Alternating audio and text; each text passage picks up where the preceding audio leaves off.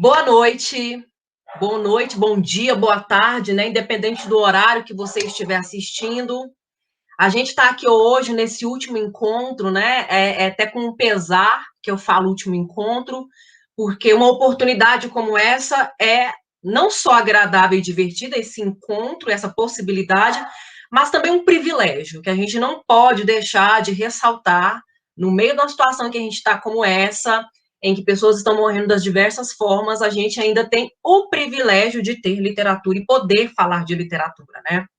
Então, a gente vem aqui hoje para finalizar esse projeto, para finalizar essa conversa sobre o feminismo e a autoria feminina na literatura.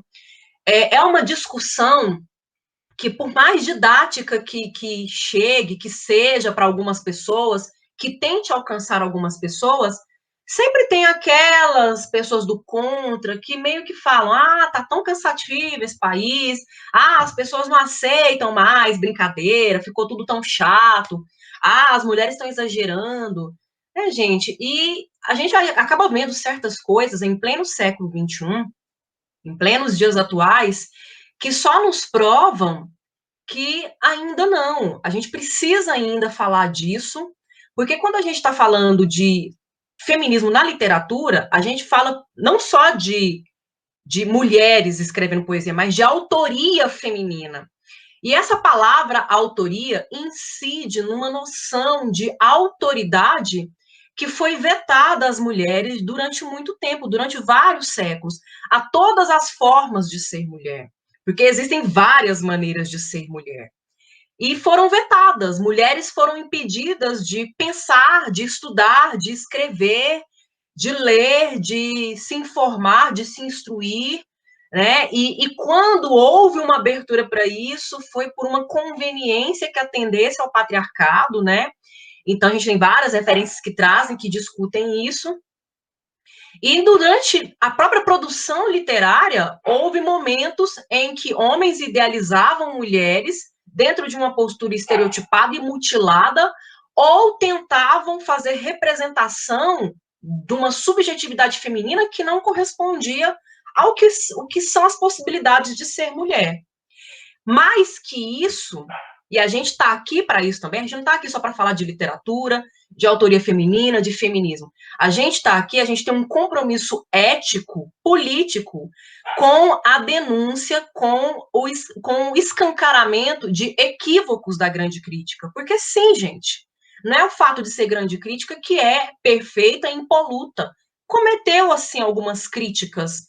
Houve críticas, não, perdão, cometeu-se alguns equívocos, inclusive, foram de tamanha injustiça que a gente está tendo que reparar agora, 2, 3 séculos depois, e a gente está tendo dificuldade, porque o saldo é muito pesado, é muito denso. Um desses exemplos é o fragmento de um comentário que eu vou ler do João do Rio, que eu, inclusive, coloquei na minha tese de doutorado, que o João do Rio, um escritor muito importante do início do século XX no Brasil, ele é conhecido pela antologia de contos dele Dentro da Noite, são contos malditos, né, decadentistas, bem baudelarianos, são contos ótimos de ler para quem gosta dessa tônica meio noir. Mas ele foi muito infeliz no comentário que ele fez sobre escrita feminina, sobre mulheres que escrevem. Ele diz o seguinte: eu sempre tive pelas senhoras que fazem literatura um atemorado respeito. As relações com uma poetisa são verdadeiros desastres impossíveis de remediar, mas que o galanteio social obriga a caroçoar. Quando a femme de lettres deixa o verso e embarafusta por outras dependências da complicada arte de escrever, as relações passam a calamidade. Porque escrevem essas senhoras? Ninguém o soube, ninguém o saberá.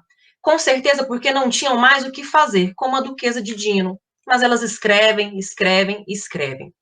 A gente vê aqui o tom pejorativo dele ao tratar de mulheres que escrevem, porque elas deveriam se ocupar de outras coisas, talvez de atividades domésticas. Escrever é atividade de homem, não de mulher. Irmão, olha o que mais.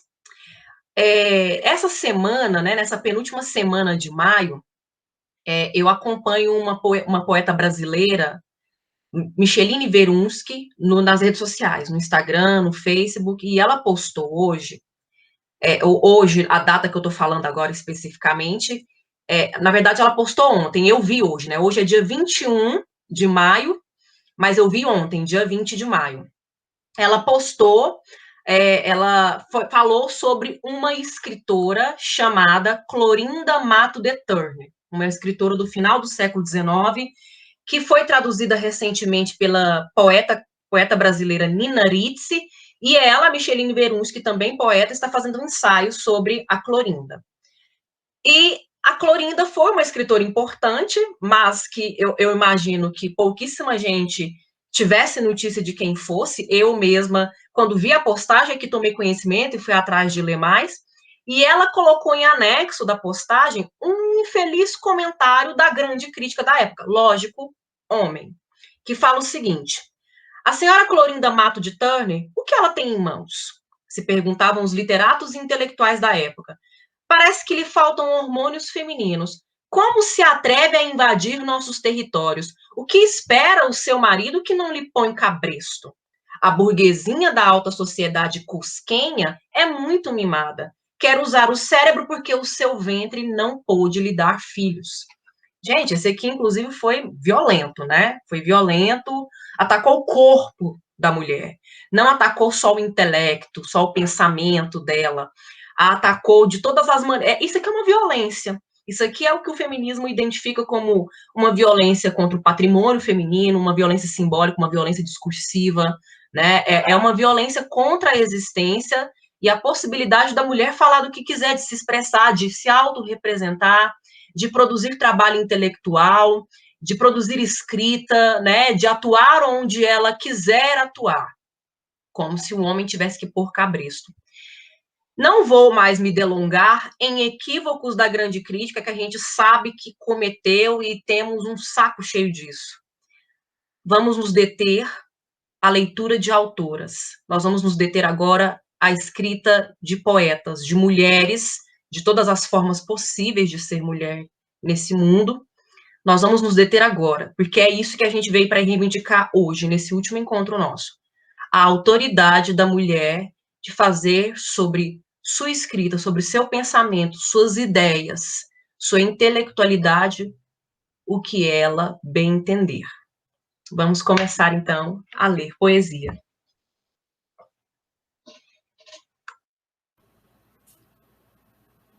Então, boa noite, pessoas que nos assistem. Sejam bem-vindos novamente à nossa transmissão. É com muito prazer que a gente está aqui novamente para falar de literatura. Eu sei que nas transmissões anteriores, a gente chegou a ilustrar esses apagamentos. Thaís falou, por exemplo, da Colette, eu falei da Cassandra Rios, e os números e pessoas e mulheres autoras que foram apagadas não são poucas, né? São muitas. Eu gostaria hoje de falar de uma grande poeta portuguesa que foi apagada, né? Estão fazendo um movimento de resgatar a poesia dela, e isso acontece muito ali pelos idos de 2008. Imagine, uma poeta que está produzindo um modernismo português, ali no início da década de 20 do século passado, e aí essa autora, 85 anos depois, está sendo revisitada. Pensem só, uma escritora que foi fundamental para o modernismo português, fazia parte do círculo de Fernando Pessoa, Antônio Boto. Inclusive, eu chego ao nome dessa escritora porque eu tenho uma pesquisa sobre o homoerotismo masculino, e aí um dos poetas que eu abordo é justamente o Antônio Boto, que é um poeta português que escreve, ele inclusive publica pela Olícipo do Fernando Pessoa, só que por conta do conteúdo da poesia dele, que é francamente homoerótica, ele é expulso de Portugal, né? Ele perde o emprego durante o salazarismo e ele morre aqui no Brasil em 1947. Morre no limbo, na penúria completa. E aí, ao que a gente sabe, né, poucas informações nos foram dadas sobre a Judite Teixeira, porque as informações biográficas sobre ela são escassas. Será por quê? Né? Será porque essas informações são escassas? Uma mulher que dirigiu uma revista fundamental para o modernismo, que foi a Revista Europa. Ela contribuiu, inclusive, com a revista Contemporânea, que difundia muitos escritores modernistas, No entanto, ela foi uma escritora apagada. Inclusive, Fernando Pessoa é um dos caras que, por carta, ele fala mal da produção dela, né? E aí, esse livro chegou para mim de modo muito curioso. Eu demorei muito tempo para comprar esse livro, porque esse livro no Brasil custa muito caro.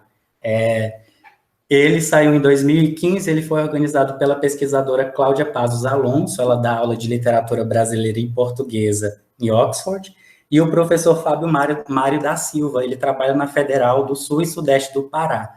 Então, é uma colaboração, é uma transatlântica, digamos assim, né? É uma contribuição que o Fábio faz em relação à produção da Judite com essa pesquisadora.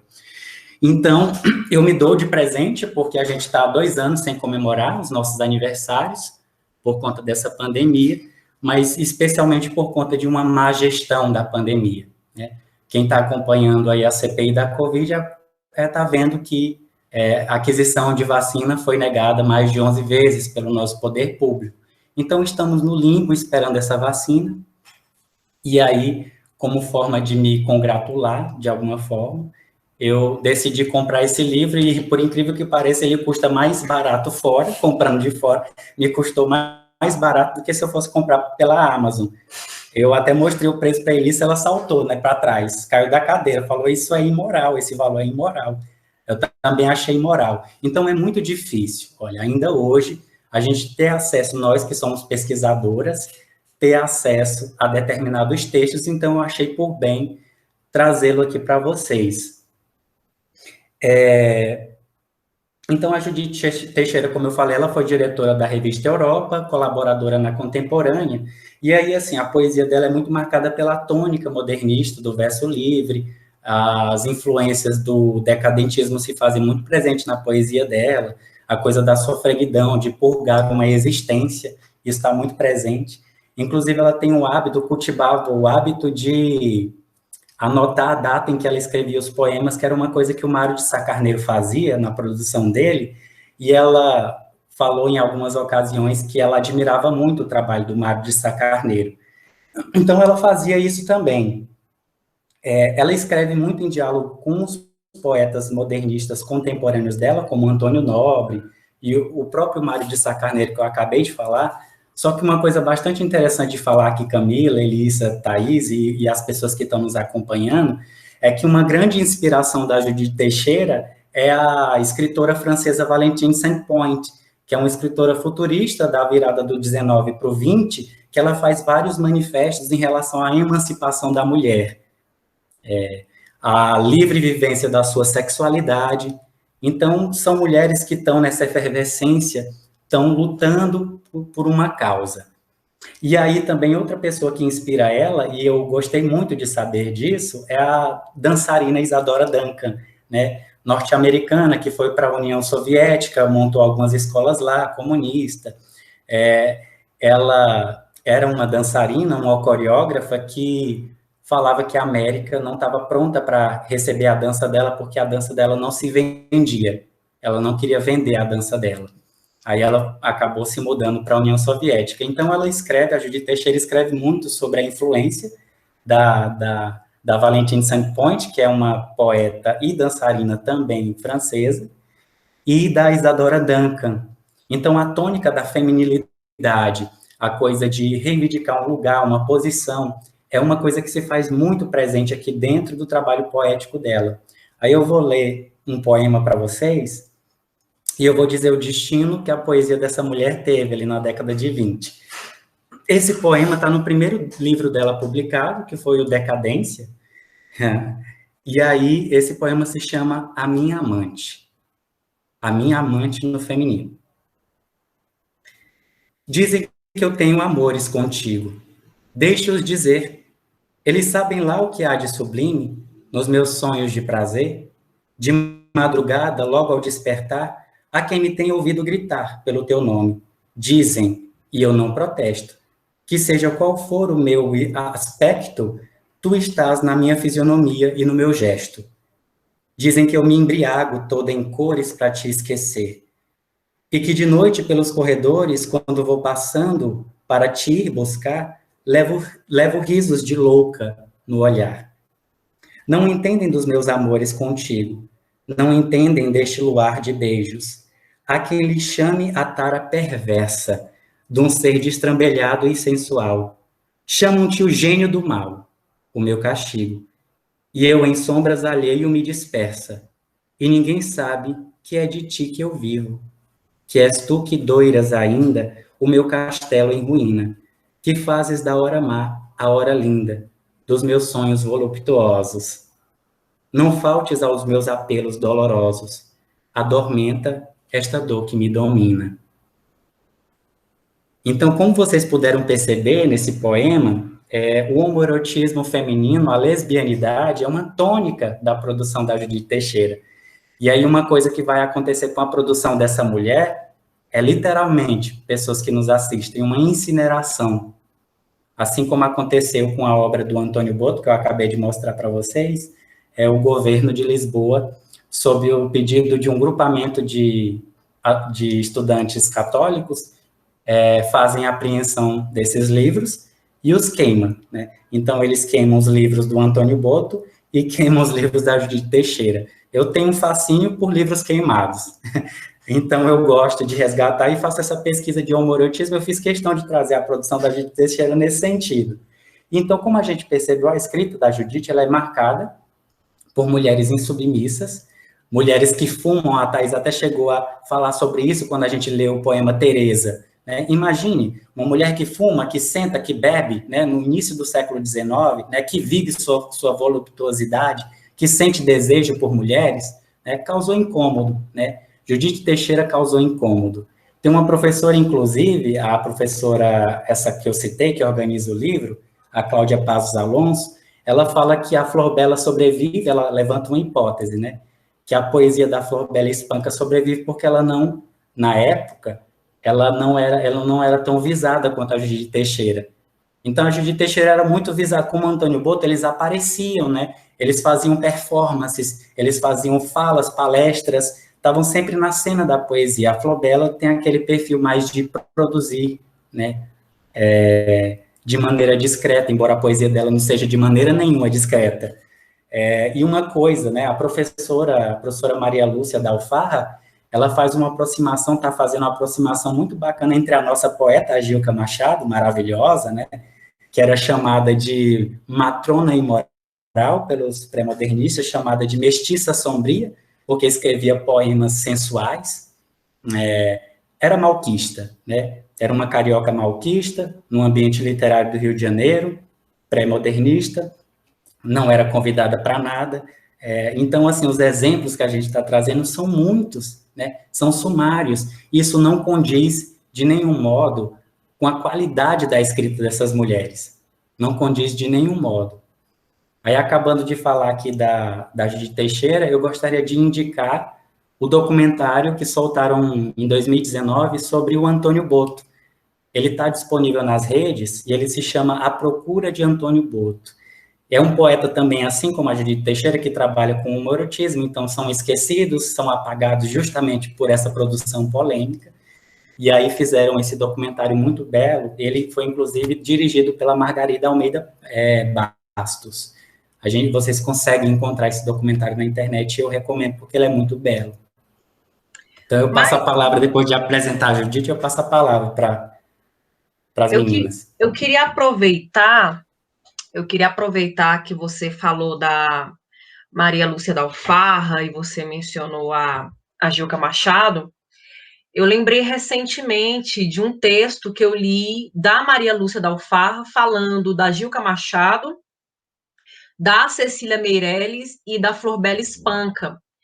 E aí, quando a gente pensa, né, na literatura canônica, a gente percebe que a Cecília Meirelles ela conseguiu passar, porque a grande crítica cometeu outro equívoco gravíssimo de dizer que a escrita da Cecília Meirelles era uma escrita neutra, era uma escrita universal, era uma escrita humanista, porque em boa parte dos poemas mais famosos de Cecília Meirelles, a desinência que marca o gênero feminino, na língua portuguesa, que é a letra A, não aparece na maioria dos poemas mais famosos, né? Ela tem vários poemas que tem. O eu lírico feminino aparece muito claramente, mas a Grande Crítica considera como os melhores poemas dela aqueles que são considerados neutro, vulgo, apelam parecem mais masculinos, né? São aceitos como masculinos por essa Grande Crítica, e por tratar de temas que são inerentes à natureza, à condição humana, como a efemeridade da vida, do tempo, como a fragmentação da subjetividade. E aí é interessante que a Gilca Machado deixou muito clara, na verdade, a eu lírica, né? Essa voz feminina, essa desinência feminina fica muito clara. E as temáticas que dizem respeito àquela feminilidade que ela expressa lá também são muito claras. Então, ela passou por um processo de apagamento, né? Esquecida agora, que está sendo relida, que está sendo retomada. Aí a gente tem o selo Demônio Negro, que reuniu a poesia completa dela, é lindíssimo o livro, inclusive, e Cecília Meirelles passou por essa falsa neutralidade, mas que, na verdade, a própria Grande Crítica sempre considerou que esses temas referentes ao intimismo e a uma introspecção são, por excelência, da escrita feminina. Não é à toa que, no início do século XX, o Marcel Proust, autor de Em Busca do Tempo Perdido, foi considerado um autor de escrita feminina por ter toda uma obra em prosa que mergulha numa subjetividade, numa introspecção, né, que parece trazer fluxos de consciência. As narrativas de fluxo de consciência costumavam ser tratadas com esse caráter de escrita feminina. Então, olha como a Grande Crítica comete seus equívocos, inclusive cometeu os equívocos de desconsiderar poemas de Cecília Meirelles em que a eu lírica claramente, obviamente marcada, né? Elissa, você falou da pronominalização e é muito curioso, é sintomático, na verdade, o quanto poetas homoeróticos e poetas mulheres, elas purgam quando elas expressam desejo utilizando as desinências, né? Por exemplo, a Judith Teixeira usa as desinências, então a mulher desejando outra mulher. Isso está muito claro, né? Ela deixa expresso. Então ela paga um preço caro por isso.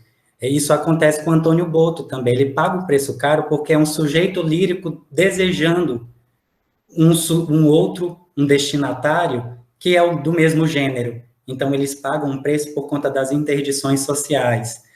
E aí a gente precisa pensar, né? O Mário de Andrade, o nosso brasileiro, ele está produzindo no mesmo tempo que o Antônio Boto. Tem poemas homoeróticos? Tem. Só que qual a estratégia que o Mário de Andrade utiliza? Ele faz um apagamento das desinências. Ele deixa o homoerotismo como uma sugestão. Então, ele não é apagado.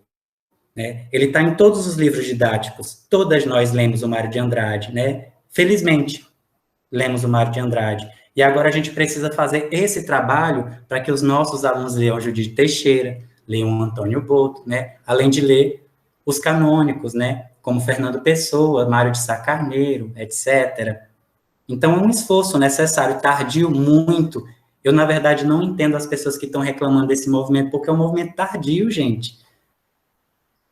Imagine, uma poeta que está escrevendo no início do século XX ser resgatada hoje, né, com esse valor literário que ela tem, né, um Antônio Boto, assim, né, quase 100 anos, quase um século depois. Então, esse tipo de trabalho a gente está fazendo a duras penas, né, comprando livro caro, produzindo artigos, suando, e a gente vai continuar nessa, porque a gente não quer, a gente não aceita mais apagamentos. Sobre apagamentos, você vai falar sobre isso, né, Liz? Não, você pode falar também, sem problemas, é porque eu queria aproveitar a ocasião, né, que a gente evocou tanta coisa aqui, e dia desses, eu e o Michael estávamos conversando, e aí a gente estava falando sobre a maravilhosidade da Cecília Meirelles, e aí a gente, compartilhando leituras, você mandou para mim um dos poemas seus preferidos dela, que eu gostaria de ler. E a Grande Crítica, a gente cometeu o equívoco, né, de deixar isso passar convenientemente, né, que a gente sabe. E o título do poema é O Andrógeno. Ele está no livro Retrato Natural. Sua face é o corpo, de uma dúbia pomba, uma asa de luz e outra de sombra. Seus olhos balança ainda oscilante entre o que o homem pese e o que Deus mande. Vive como em sonho, antes de nascido, quando a vida e a morte estavam consigo. Pois seu corpo de anjo, impuro e casto, leva a mão da glória e a do pecado. Une o céu e o inferno, e Deus e o demônio. Entre Adão e Eva, busca seu nome. Em certa hora horrível, enegrece e pensa na razão do mundo, da ambivalência. Espelhos atrozes refletem seu corpo. Só ele, vivo ou morto. Eu diria que a poesia da Cecília Meirelles é da androginia. É uma poesia andrógina, porque o feminino e o masculino se manifestam universalmente ali. E eles alcançam. E eu falo da androginia não só nesse sentido que essa palavra é empregada hoje, de olhar uma figura que esteticamente se apresente dúbia, mas o andrógeno também remetendo ao mito do andrógeno, do qual Platão fala lá no Banquete, dessa completude humana, né, do se completar, de ser partes que se complementam, porque a gente tem aqui os dois lados das moedas que regem nossa cultura, né, o bem e o mal, luz e sombra, gelo e fogo, feminino e masculino, é a completude, não é a fragmentação, né? Então eu vejo assim, né, é uma poesia que sempre se apresenta uma subjetividade muito fragmentada, mas ela apresenta diferentes fragmentos que vão se montando, e aí formam essa androginia. E é aí que está o universal, talvez, da poesia da Cecília, né, gente? Não podemos deixar de reivindicar e de nomear isso. E aí, Calaça, vamos que você vai ler um pouco para a gente. Ai, quero. Então, boa noite para todo mundo que está assistindo. É o nosso último encontro, infelizmente, talvez nós façamos, quem sabe, um novo projeto, né? Vamos ver o que aparece por aí. Mas eu queria, na verdade, eu queria pegar dois ganchos. O primeiro gancho é na fala da Elissa, a fala inicial da Elissa, sobretudo quando ela fala da dominação e da mutilação dos corpos das mulheres pelos homens, né, de uma cultura que se assenta no patriarcado, e aí a grande crítica vai colocar a escrita de mulheres nesse lugar menor, esse lugar inferiorizado, e eu acabei me lembrando de um poema que eu não tinha selecionado para ler hoje, mas que inevitavelmente é necessário ser lido, de uma poeta contemporânea, chamada Angélica Freitas, que inclusive tem uma produção muito ligada ao homoerotismo feminino, né? Então, ela tem poemas, a grande parte dos poemas dela trata da relação homoafetiva entre mulheres, mas esse poema especificamente que eu escolhi, eu até tive de abri-lo aqui pelo computador mesmo, ele se chama Mulher de Vermelho. Ele não tem necessariamente um teor de lesbianidade, mas vai justamente fazer esse gancho com o que a Elissa havia falado, né? Sobre como o corpo da mulher é um objeto, né? E é tratado como tal, e ainda continua sendo assim, mesmo diante de tantas lutas e tantas questões que são levantadas sobre isso. E é um poema que, na verdade, ele até gera um certo riso, porque ele é extremamente irônico, e eu gostaria de fazer a leitura dele para vocês. E aí depois a gente pode comentar a respeito, mas é assim. Mulher de vermelho. O que será que ela quer? Essa mulher de vermelho. Alguma coisa ela quer. Para ter posto esse vestido, não pode ser apenas uma escolha casual. Podia ser amarelo, verde ou talvez azul, mas ela escolheu vermelho. Ela sabe o que ela quer e ela escolheu vestido. E ela é uma mulher. Então, com base nos fatos, eu já posso afirmar que conheço o seu desejo, caro Watson, elementar. O que ela quer sou euzinho. Sou euzinho que ela quer. Só pode ser euzinho. O que mais podia ser? É um sujeito lírico masculino, é uma mulher escrevendo, né, uma mulher lésbica que escreve poesias, que escreve poemas de teor homoafetivo feminino, que, no entanto, traz um sujeito lírico masculino que olha para uma mulher vestida de vermelho e, com base no fato de ela estar de vestido e ele ser vermelho e, sobretudo, ela ser uma mulher, está claro. Ela está se insinuando para ele, né? Então, esse corpo que escolhe determinada roupa, e ela pode escolher essa roupa, como ela pode escolher qualquer outra, e poderia ser verde, azul ou amarelo, como o sujeito lírico fala, mas o fato de ser vermelho indica esse corpo, que é um corpo de mulher, deseja euzinho.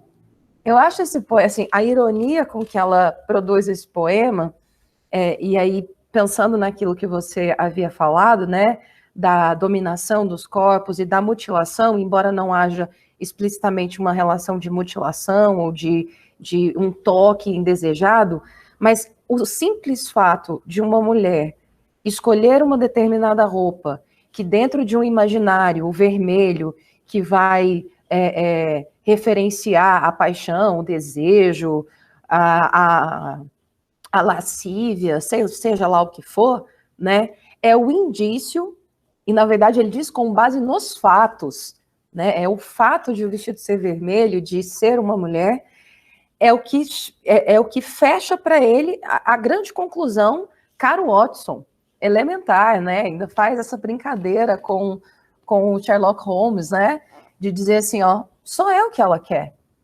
Então, esse poema, eu conheci esse poema não faz muito tempo, e quando eu li, isso bateu assim na minha cabeça, né, numa coisa de, gente, como isso é verdade, como o fato de nós usarmos determinada roupa é motivo para que os nossos corpos sejam desejados, quando não tocados, quando não violados. Aliás, o toque já é uma forma de violação, quando ele não é consentido, né? Então, eu queria puxar esse gancho lendo esse poema, porque eu acho ele muito próximo disso que você tinha falado, sabe, Elissa? E aí, no que diz respeito mais especificamente ao homoerotismo feminino, eu queria ler um poema deste livro, A Mulher Submersa, da poeta contemporânea Mar Becker. Inclusive, ela é contemporânea, jovem, deve ter mais ou menos a nossa idade, 30 e poucos anos, né? E numa sessão desse livro aqui, A Mulher Submersa, uma sessão chamada Lesbos, que é naturalmente uma referência a Safo, né? Ela escreve o seguinte poema, sem título, mas assim ela diz: pelo tanto de água no chão, o rastro indo do banheiro até o quarto, uma mulher sabe da outra, se lavou ou não o cabelo. Pelo desfiado da costura, percebe que aquela é a calcinha que ela mais usa. Pela semente de maracujá que ficou retida na base das costas, quase entre as nádegas, vê que ela prefere sabonetes naturais. Ao tocar o seio, reconhece o sutiã que se ajusta ou se ela costuma andar sem. Pelo gosto do sexo na língua, descobre o sangue vindo nos próximos dias. Nada precisa ser dito. Tudo se sabe, se adivinha. Depende de tantas palavras o amor de um homem por uma mulher. Mas uma mulher ama a outra em silêncio. E aqui, nesse caso, é um belo de um poema, né? O Michael está ali aplaudindo. Tem uma sujeita lírica, ou uma eu lírica, muito bem marcada, que fala a respeito de uma outra mulher e sobre como uma sabe da outra a partir de elementos que são desse universo feminino, que é dado, construído como feminino, como a quantidade de água que sai do banho indica se o cabelo foi lavado ou não. E isso vai, claro, nos levando a alguns pressupostos, a algumas inferências, né? Tá, mulheres têm cabelos longos. Não necessariamente mulheres têm cabelos longos, mas ok. Depois ela vai fazendo algumas outras ressalvas.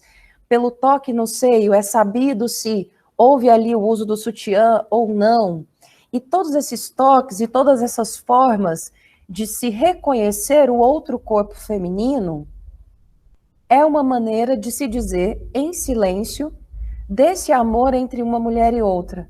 Enquanto, aí ela vai dizer, né, em uma das estrofes, enquanto o amor de um homem por uma mulher necessita de tantas palavras, o amor de uma mulher por outra se basta com o silêncio, se basta a partir dessas nuances, né, que são dadas a partir de elementos muito básicos disso que é dado como, construído como universo feminino, né?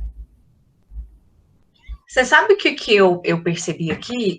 Você fez a leitura de dois poemas, dois poemas de autoria feminina, um em que a subjetividade lírica é masculina, no outro a subjetividade lírica é feminina.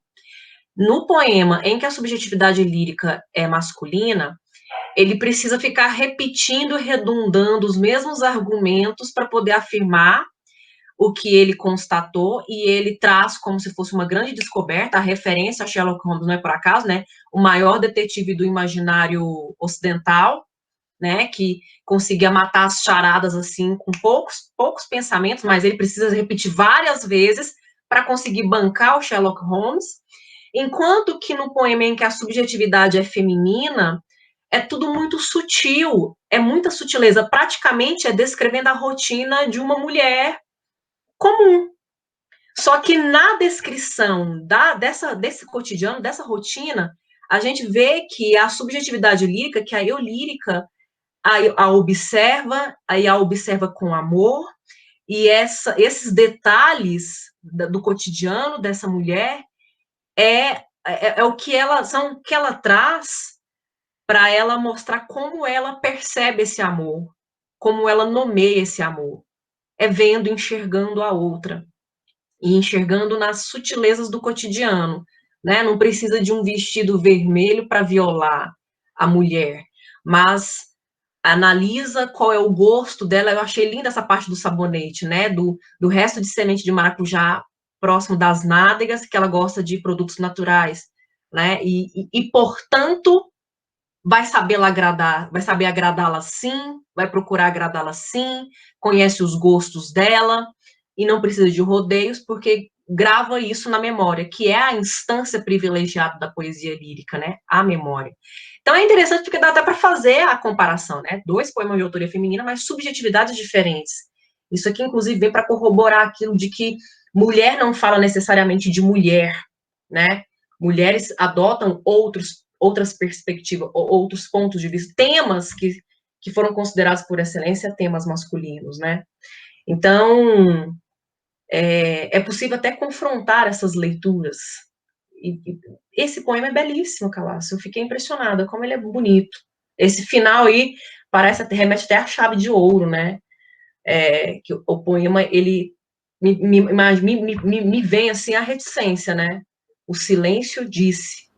E aí eu penso nesse tempo interditado nosso, né? Tempo de palavras interditadas, de censuras claras, não são censuras veladas mais, né? De repressão, de silenciamento, de agressão verbal, né? Ou de simplesmente mordaça.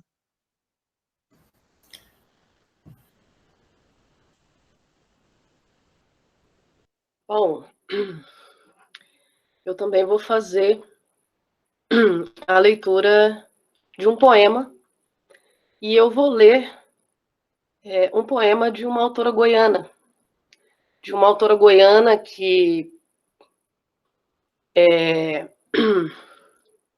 ainda está num processo, né? Eu escrevi um artigo recentemente a respeito de um processo que eu chamo de processo de canonização, mas que é considerada a nossa maior escritora, né? Está presente em alguns livros didáticos, mas que por muito tempo, e isso é muito recente, inclusive, na minha banca de monografia, inclusive, foi criticada de formas terríveis, né? Tanto pela qualidade da sua poesia, quanto pelo trabalho que ela decidiu desenvolver, que foi a feitura de doces, tanto para sua sobrevivência, quanto para a necessidade, né? Já velha, já uma pessoa de idade, mas que até pouco tempo a crítica, né, fala muito mal, não reconhece, né, mas estão engolindo e vão ter que engolir, né, e então eu vou fazer a leitura do poema, em seguida eu faço alguns outros comentários. O poema chama Todas as Vidas. Vive dentro de mim uma cabocla velha de mal olhado, acocorada ao pé do burralho olhando para o fogo. Benze quebranto, bota feitiço, Ogum, orixá, macumba, terreiro, ogã, pai de santo. Vive dentro de mim a lavadeira do Rio Vermelho, seu cheiro gostoso d'água e sabão, rodilha de pano, trouxa de roupa, pedra de anil, sua coroa verde de São Caetano. Vive dentro de mim a mulher cozinheira, pimenta e cebola, quitute bem feito, panela de barro, taipa de lenha, cozinha antiga, toda pretinha, bem cacheada de picumã. Pedra pontuda com buco de coco pisando alho sal. Vive dentro de mim a mulher do povo, bem proletária, bem linguaruda, desabusada, sem preconceitos, de casca grossa, de chinelinha e filharada. Vive dentro de mim a mulher roceira, enxerto da terra, meio casmurra, trabalhadeira, madrugadeira, analfabeta, de pé no chão. Bem parideira, bem criadeira, seus 12 filhos, seus 20 netos. Vive dentro de mim a mulher da vida, minha irmãzinha, tão desprezada, tão murmurada, fingindo ser alegre, seu triste fado. Todas as vidas dentro de mim, na minha vida, a vida mera das obscuras. O poema Todas as Vidas, que eu acabo de ler, é da poeta goiana Cora Coralina.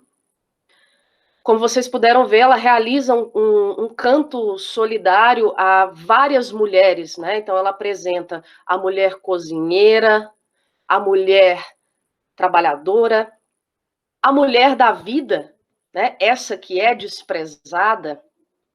Começa com a cabocla velha, né, com essa referência à religião de matriz africana, né, Ogum, orixá, macumba, terreiro, né, e eu fico pensando nesse canto solidário que a Cora Coralina faz em Goiás, que se é difícil para a produção artística para as mulheres, né, nas grandes cidades. Imagina a gente pensar uma província, né?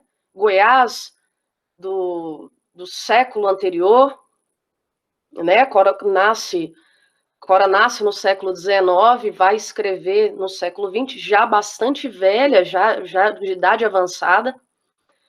E eu não poderia deixar de trazer alguns dados biográficos, né? Algumas questões que são relevantes para a gente, para essa nossa discussão.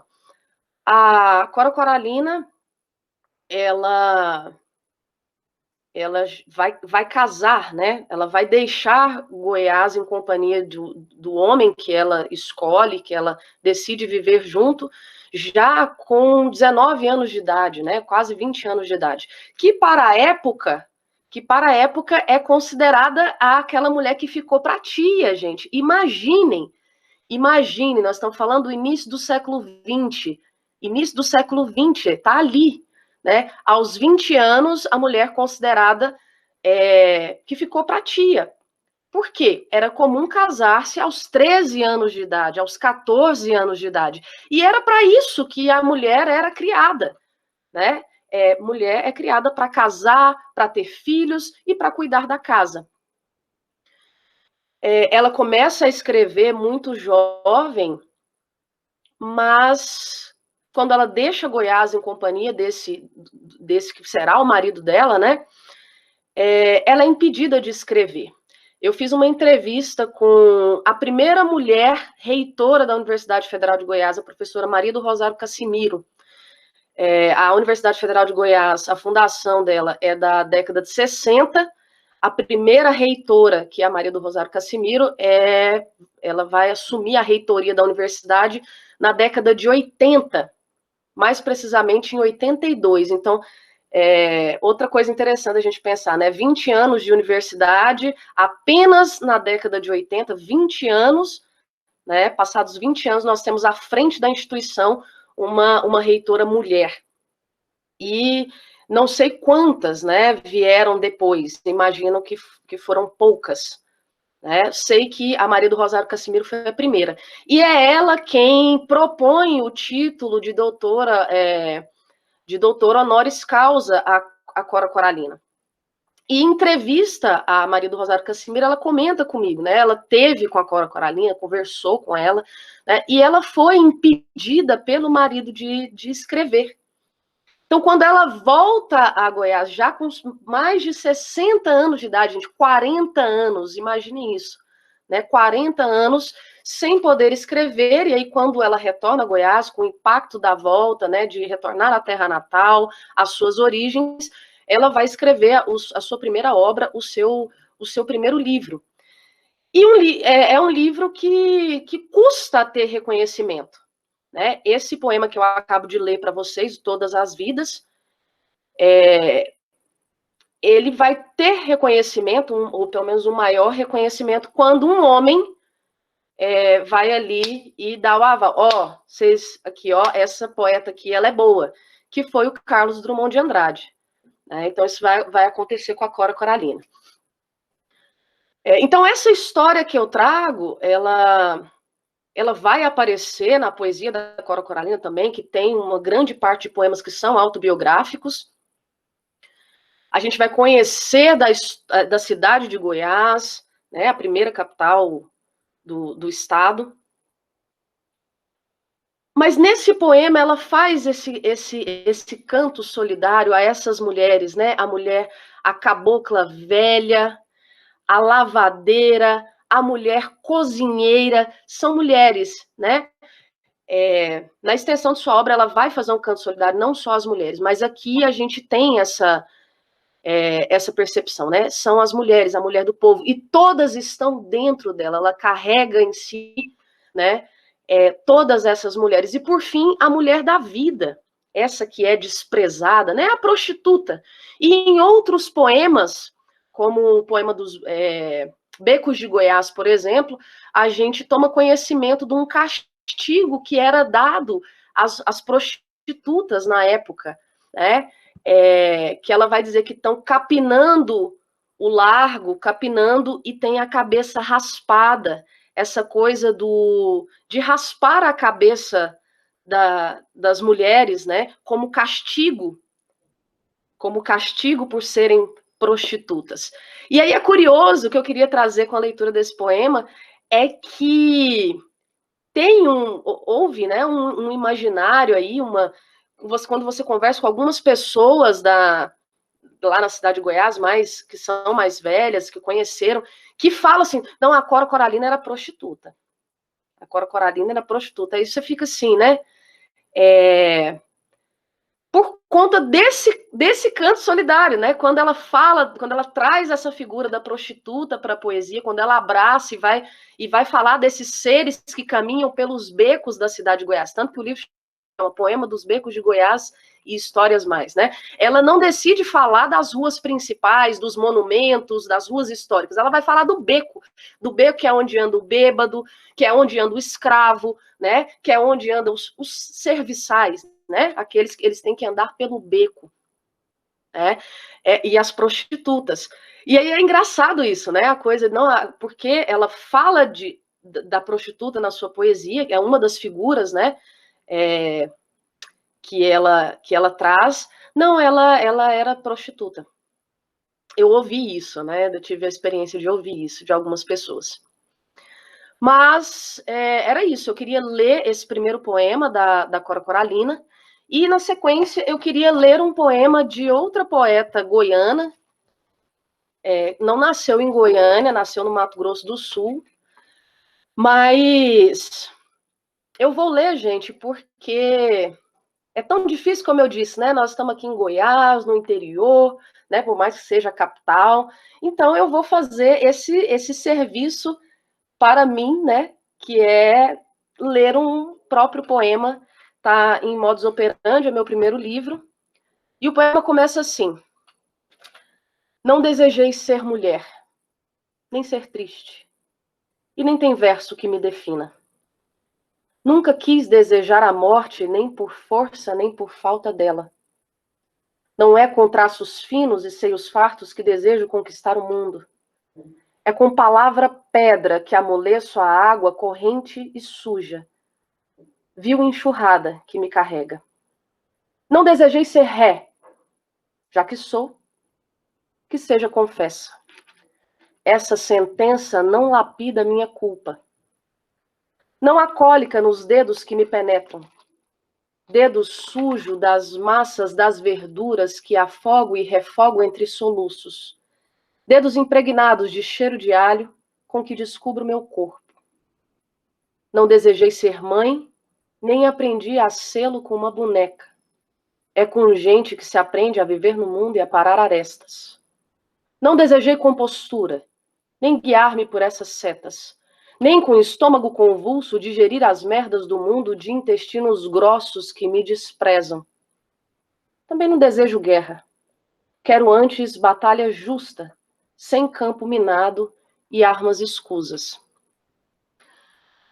Eu penso que essa batalha justa, sem campo minado e armas escusas, seja exatamente o que eu entendo por feminismo, sabe?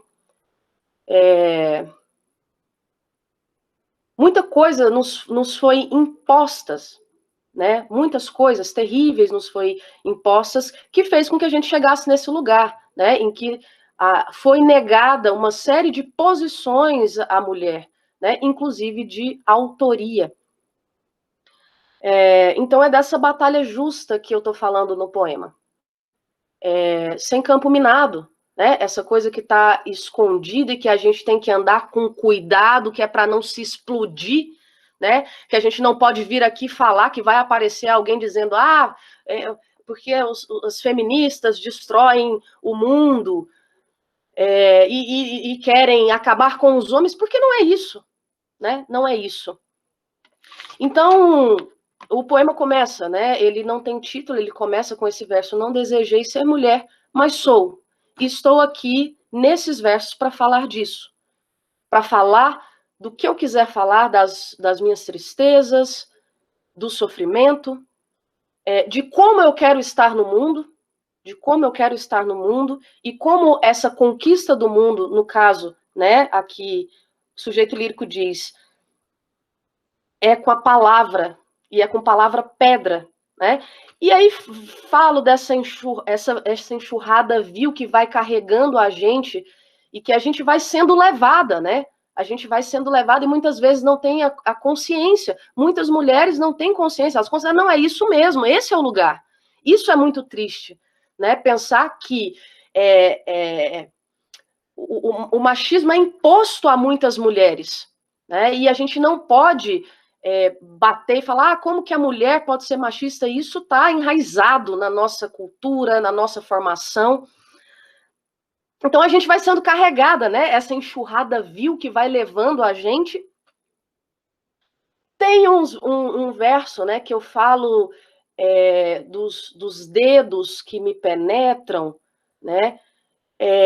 Que é uma coisa de descobrir o corpo, de uma liberdade, e ter a liberdade de falar isso num poema. Eu pude falar disso no poema, falar, olha, me penetro com os meus próprios dedos, e esses dedos estão sujos das massas da verdura, porque além de tudo, né, a gente ainda cozinha, a gente cuida da casa, né, a gente tem que, além de escrever poesia, além de trabalhar infinitas coisas, a gente ainda tem que ter esses cuidados, né, com a casa, com os filhos. Tem um verso que eu digo, não desejei ser mãe, né? Essa coisa que para alguns pode ser, nossa, como você dizer isso, não desejar ser mãe? Essa coisa é terrível de dizer assim, a grande função da mulher, né? A grande glória da vida da mulher é ser mãe. Ora, se isso é uma escolha, né? Se você está feliz com ela, agora essa imposição, ela é terrível, essa imposição, né? Tem que ser, você já está com 30 anos, você não vai ter filho. Não, você vai ficar velha para ter filhos, né? Mas eu, de fato, fui mãe, sou mãe da Yolanda, e duramente aprendi a ser mãe, né? Não aprendi a ser mãe com cartilha, não aprendi a ser mãe com outras mães falando, não enrola menino no coeiro, aquele calor terrível de Goiás, né? Quase a sensação tem quase 40 graus e ter que enrolar a criança porque a avó, a mãe falou, né? Não tem que enrolar e o menino enche de brutueja a cara. E tem que ficar, porque é assim que tem que ser mãe, né? Mas não é assim. A gente aprende sendo, não tem cartilha, né? A gente aprende errando.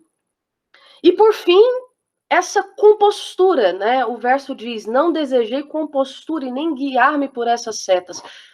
Essa compostura que a mulher tem que ter, ora, sente e fecha as suas pernas, não diga essas palavras, não vista essas roupas, porque mulher não é assim.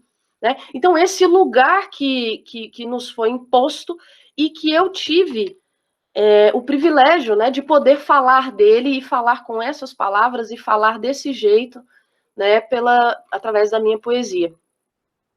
Então, foi um lugar que veio sendo conquistado, né, quando a gente pensa recente, a escrita de autoria feminina em Goiás. Não temos... temos várias autoras, mas que não têm reconhecimento. Se a gente pega os grandes prêmios, né, aqui locais, como a Bolsa Hugo de Carvalho Ramos, são poucas mulheres vencedoras. Nas listas que os críticos fazem, geralmente são homens que fazem as listas de quem são os melhores autores de Goiás. Né? Nessa lista não tem autoras, não tem mulheres. Né? Então a gente fica, quem são essas pessoas? Por quê? Quais são os critérios que elas estão utilizando para dizer quem são os melhores e por quê, gente? E por que são homens? Todos são homens. Né? Então, nós estamos conquistando um lugar. Eu, como poeta, estou buscando esse lugar. Né? E por que tem que ser essa luta? Por que tem que ser na batalha? Por que tem que ser no dente? Né? Por que tem que ser na briga? É isso que eu queria trazer para vocês hoje, essas duas leituras. Nesse compartilhamento maravilhoso de leituras, eu não pensei que a gente fosse ir tanto, e assim, eu tô com a sensação de que eu não consegui ler metade do que eu gostaria de ler, e o nosso tempo exíguo já está se extinguindo, se esvaindo, está acabando. Então, eu vou fazer aqui umas palavras já de caminhar para o encerramento, depois eu passo para vocês as palavras. Eu quero, de todo modo, agradecer a vocês pela oportunidade, pela sororidade, pela irmandade que nós temos. Quero agradecer a vocês que estão nos assistindo, né, que acompanharam esses 3 encontros, que estão revendo ou estão vendo depois, né? Nunca é tarde para retomar essas informações. E eu quero encerrar, a gente falou de tanta coisa, né? A gente trouxe tanta coisa aqui e simplesmente a gente não esgotou essa discussão, porque ela é muito ampla. Mas eu quero muito enfatizar a coisa da autoria feminina, de como mulheres podem falar do que quiser e falam maravilhosamente, e principalmente de como existem várias formas de ser mulher, de expressar esse ser mulher, e de que poetas escolhem temas diferentes, em poemas diferentes, em livros diferentes, e essa autoridade precisa ser reconhecida, precisa ser marcada, precisa ficar evidente. Então, eu vou encerrar com 2 poemas de 2 autoras, e ao final da leitura, eu vou comentar cada uma delas, porque eu vejo que há uma similaridade entre elas, porque são 2 poemas de testemunho. O que é o texto? O que seria essa literatura de testemunho? É essa literatura que vai dizer o trauma, que vai falar de acontecimentos violentos que marcaram uma subjetividade de uma forma irreversível. E talvez a única possibilidade de sobreviver a essa memória é dizendo artisticamente, literariamente. Né? Existe aí um movimento forte. A literatura de testemunho, no caso de pessoas sobreviventes do nazismo, né, de guerras, de desastres. E esse primeiro poema que eu vou ler é um poema de testemunho que traz uma memória coletiva e a memória da subjetividade lírica que se reconhece criadora na tentativa de salvar por um último segundo os mortos do World Trade Center. Saltaram dos andares em chamas. 1, 2, alguns mais acima, abaixo. A fotografia os susteve em vida e agora os mantém sobre a terra em direção à terra. Cada um ainda é um todo, com um rosto próprio e o sangue bem escondido. Há bastante tempo para os cabelos se soltarem e dos bolsos caírem chaves, dinheiro trocado. Ainda estão ao alcance do ar, nos limites dos lugares que acabaram de se abrir. Só posso fazer 2 coisas por eles: descrever esse voo e não acrescentar a última sentença. Esse poema tem o título de Fotografia de 11 de Setembro, de uma poeta polonesa que recebeu o Nobel de Literatura, chamada Wisława Szymborska. E a forma que ela faz de homenagear esses mortos é não acrescentar a última sentença de que eles tocaram o solo, para tentar mantê-los vivos, pelo menos, na memória desse poema. O segundo poema está bem próximo de nós. É um poema produzido em tempos de pandemia. E nós estamos num país cuja gestão é uma das piores dessa pandemia. Nós estamos com medo de sair de casa. Nós 4 aqui somos professoras. Nós 4 ainda não fomos vacinadas. Já deveríamos estar vacinadas, pelo menos a primeira dose. Nenhuma de nós tomou ainda. E pessoas da nossa família já tomaram. Várias pessoas. Nós ainda não. Então é muito difícil esse lugar.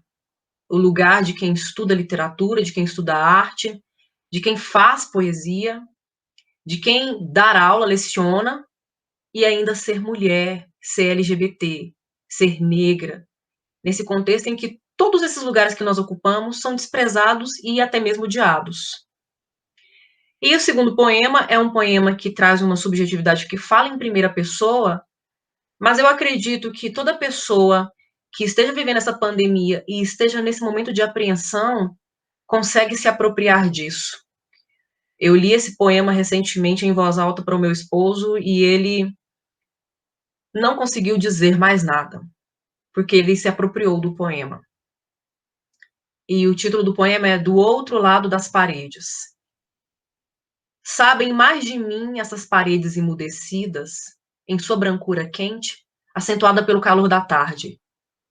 Conhecem-me insuportável. Apesar do calor distribuído em 49 metros quadrados ao redor do meu corpo, mesmo corpo do ano passado, talvez mais magro, talvez mais pálido, talvez mais triste, sinto frio, sintoma de doença outra que a solidão inventou de inventar. Do outro lado das paredes, um vírus espreita a minha carne poluída de silêncio e de certeza. Não haverá justiça. Aos que ainda cedo partiram, nem aos que ficaram atolados na lama de lágrimas sobre o solo deste país, para onde, se for, não vá, que a paz colonizada veste mortalha verde e amarela, como canário abatido pelo gesto dos que com as mãos fizeram arma.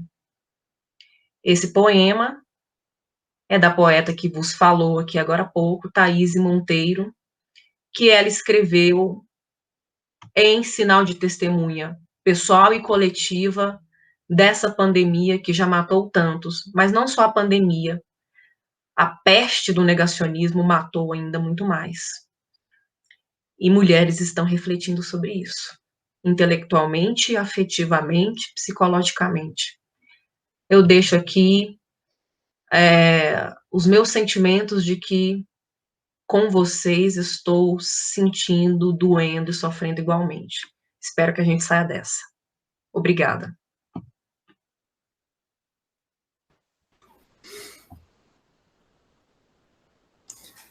Espero que a gente saia dessa, né, Elissa? Há quanto tempo a gente espera, né?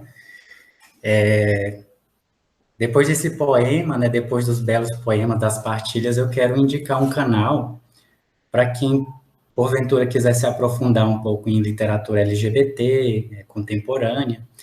Tem um canal bastante interessante e cuidadoso. Eu acho que esse rapaz é de São Paulo. Ele tem um canal no YouTube chamado Eu Leio LGBT. E aí ele cobre muito literatura popular. Então, para quem se interessa muito por prosa, acaba que nós quatro que somos muito apaixonadas por poesia, a gente fala muito de poesia. E aí, para quem gosta, quem se interessa um pouco mais por prosa, talvez possa recorrer a esse canal e conhecer escritores LGBTs, escritoras LGBTs, né? Negros, brancos, pessoas não binárias, etc, etc. Esse canal é bastante legal. Ele, inclusive, fez a cobertura da Bienal do Livro no Rio de Janeiro, em que um livro foi censurado. Olha, gente, em 2019. Há 2 anos atrás, um livro foi censurado, um HQ da Marvel, em que continha um beijo gay. O Lino até vai colocar aqui as imagens para a gente desse beijo gay, e a gente vai esperar 3 segundos para que vocês vejam esse beijo gay. Vou contar. 1, 2, 3. Então, ele considerou esse conteúdo... o Marcelo Crivella considerou esse conteúdo inapropriado. Imaginem só, né? O Marcelo Crivella, um cara que se diz cristão e que até poucos meses atrás estava de tornozeleira, porque foi preso por estelionato. Essa pessoa, né, que está julgando a moralidade de livros literários. Olha que autoridade ele tem para julgar. Ô, Maico, mas estelionato pode, corrupção pode, o que não pode é 2 homens tá se beijando, né, gente? Exatamente, no Brasil é isso, né? Lavagem de dinheiro público pode, mas beijo lésbico ou gay não pode. E aí, para encerrar, de maneira poética, eu gostaria de incluir uma pessoa poeta não binária, que é a Beta. Ela é de Brasília, mas ela produz aqui em Goiânia, e ela publicou esse livro pela Nega Lilu no ano passado. O feminismo inclusivo, né, ele abarca essas pessoas, essas existências, né, assim como abarca a existência masculina, a existência feminina. Falamos aqui o tempo inteiro de poetas, né, cisgêneras, mulheres cisgêneras. Eu acho que vale a pena a gente trazer a poesia aqui da Beta, que é uma pessoa não binária, cujo sujeito lírico que ela traz é no feminino. Eu acho que a gente precisa incluir essas pessoas, essas escritas, porque elas são muito interessantes e elas desestabilizam. É um poema curto, ele se chama Desperdício. Algo humano como sou o ser, e algo, portanto, à minha frente, vejo. Defronte um algo reluz, características de coisas que são, todo luciferino, algo em revolta. Por ser, existir, estar e em buscas, rasgadas e confusas, sempre tão sempre, e como sou ser e também impulso de pular, nessa superfície em que me vejo, mas não sou eu, não sou ser, exceto que, sendo ser em tanta explosão, confusão, amarração, eu fico olhando eu, tento me aquietar, eu toco, eu brinco, eu brindo toda a dor que isso me traz, mas não. Eu, como sou ser, queria ser brinde, queria. Como ser pedra em água tranquila, perturbações, contudo, sou a semente que não nasce, e enfurecida por todo vir a ser. Que todas as existências sejam possíveis. Eu vou Gente, deixar esse link na descrição, viu? Eu vou deixar o link do canal na descrição. Michael, pode falar, Calaça, desculpa te interromper. Eu que tinha falado. Desculpa, Monteira. Eu quero agradecer essa oportunidade, né, de encontro, apesar de ser um encontro em que está cada um em sua casa. Nós somos idiotas, né, que ainda cuidamos e nos distanciamos, entendendo que é necessário para evitar a disseminação do vírus. Então, com muito... com dor, mas com orgulho que eu sou uma dessas idiotas ainda. Quero agradecer a leitura da Elissa, do meu poema. Foi um poema... me foi pedido para compor uma coletânea de poemas de pandemia, e eu queria encerrar dizendo que há coisas que a gente preferia não ter escrito. E inclusive, sendo mulher, passando por uma série de situações e de violências, há coisas que a gente preferia não ter escrito, porque a gente preferia não ter vivido. Mas já que a gente viveu, a literatura, a poesia, é um lugar em que nós podemos falar disso da maneira que a gente quiser falar disso. E é sobre isso que a gente estava aqui conversando, né? Desse lugar da mulher, da autoria feminina. Então, muito obrigada a vocês, meus amigos, minhas amigas queridas. Muito obrigada.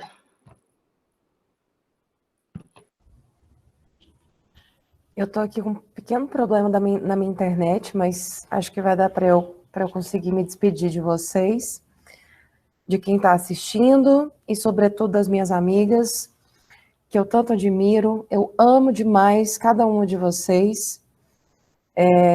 Cada poema que a gente lê, cada ideia que a gente troca, mesmo que à distância, é uma forma de eu crescer, é uma forma de eu amadurecer o meu pensamento, e é uma forma de eu me constituir uma mulher e me constituir nesse mundo que está muito caótico, muito difícil. A gente conversa muito sobre essas dificuldades, né? E alguns momentos que eu ainda posso chamar de felizes, mesmo no meio desse caos, no meio dessa desgraça, dessa tragédia, de tanta gente morta, de familiares, de pessoas desconhecidas, de todo mundo. Vocês são 3 daquelas que ainda conseguem fazer o coração se sentir aquecido e que me abraçam a cada mensagem que a gente troca no WhatsApp. Muito obrigada pela experiência que a gente teve juntas aqui nesses 3 vídeos, né, nesses três encontros. Eu espero que a gente consiga se vacinar em breve, para que a gente possa se encontrar, e não só a gente, mas que toda a população brasileira consiga se vacinar e que nós paremos de morrer, gente. A gente precisa parar de morrer. Não dá mais. Mas mesmo assim, obrigada pelo compartilhamento de vida, pelo compartilhamento de literatura e de assuntos mais que a gente fala todos os dias pelo nosso grupo do WhatsApp. Vacina já! Beijos, leiam mulheres. Tchau para vocês. Tchau.